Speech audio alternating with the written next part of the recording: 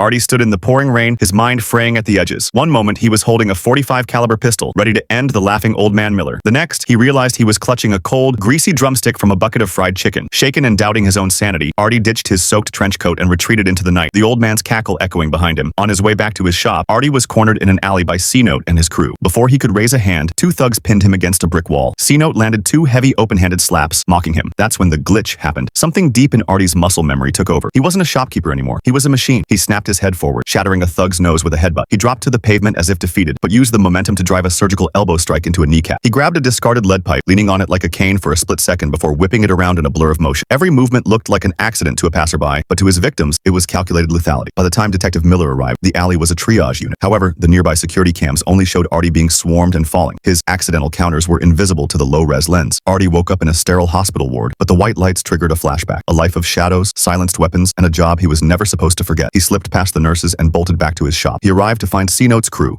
under orders from an unknown shadow, using sledgehammers on his back wall. As the drywall crumbled, the secret was out. 6 mummified bodies were stacked like cordwood inside the frame. Next to them sat a professional needle dart pistol. Even with Miller's protection, the evidence was too grisly. Artie was cuffed and hauled to the county jail. An hour later, a high-priced defense attorney named Elena walked into the glass-walled visitation room. Artie stared at her, his mind a blank slate. "I don't know you," Artie rasped. Elena leaned into the microphone, her expression unreadable. "Artie, cut the act. We've shared an apartment for 3 years. I'm your fiancé, and you're late for dinner. Next part, please subscribe my channel."